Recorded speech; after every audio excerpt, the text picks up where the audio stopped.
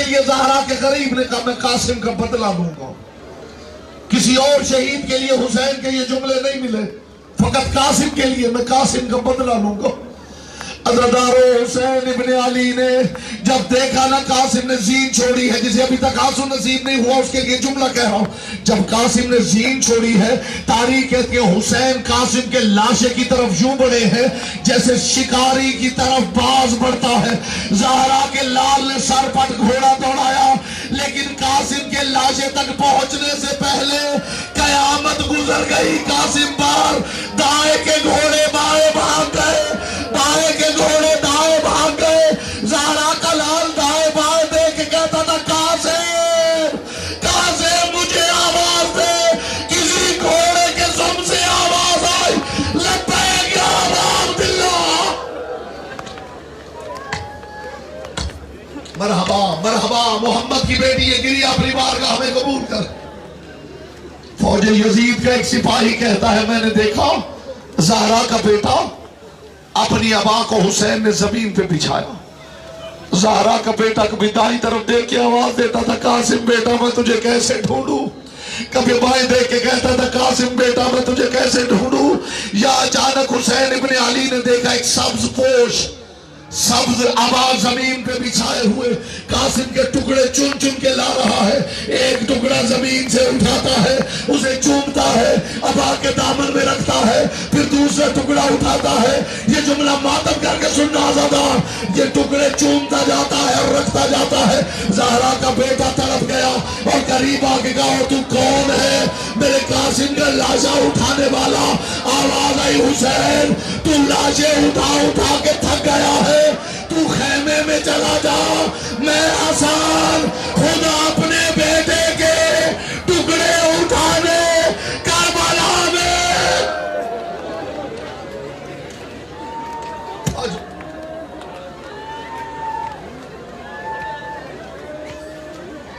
میں آپ کو ڈر رہا.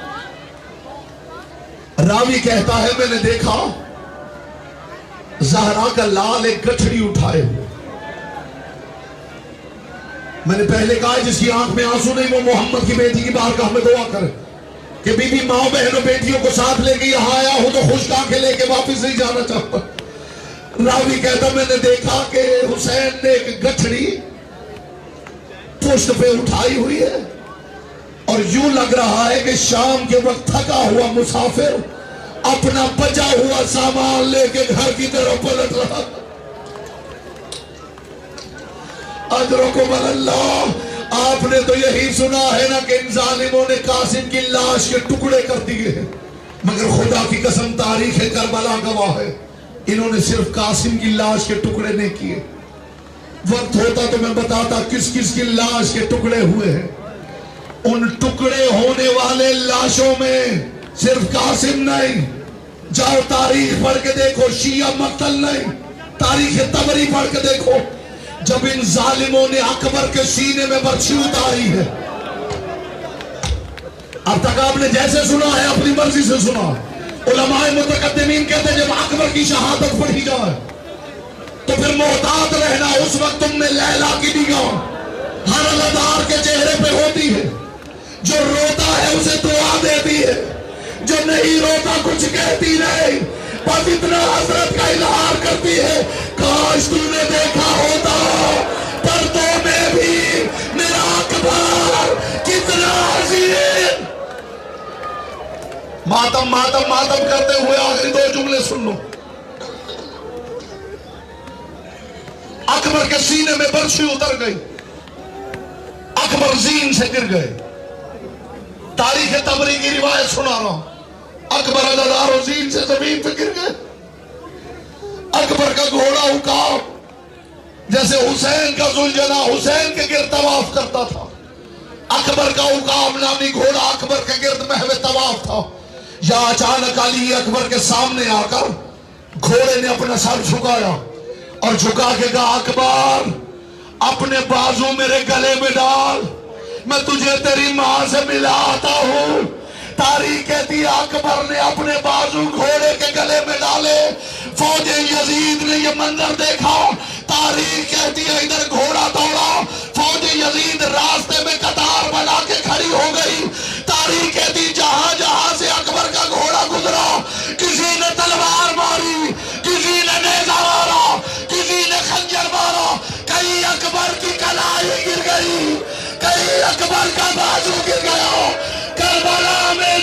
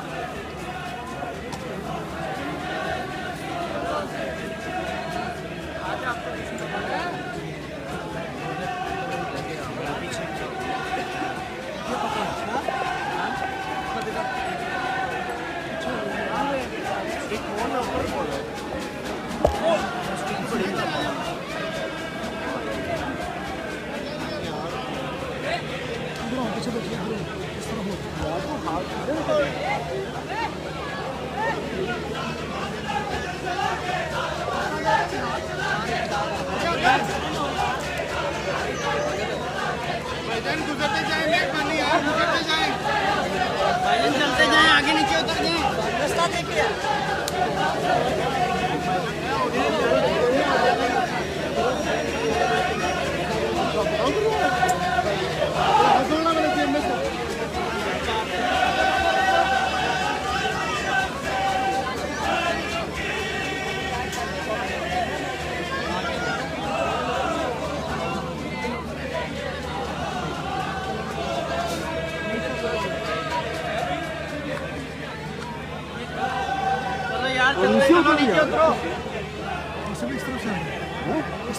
نہیں یہاں پہ کھڑا ہونا میں نے.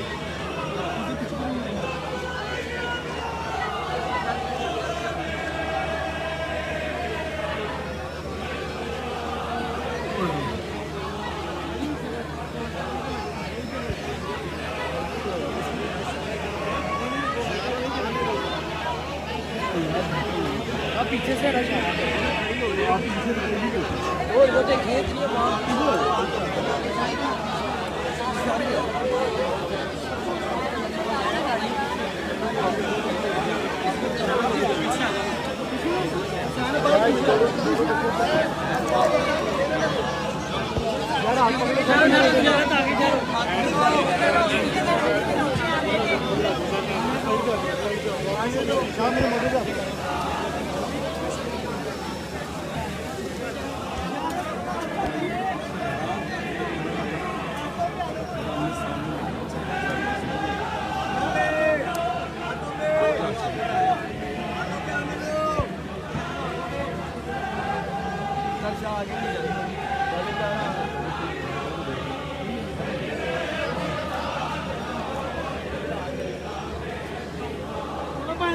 مہربانی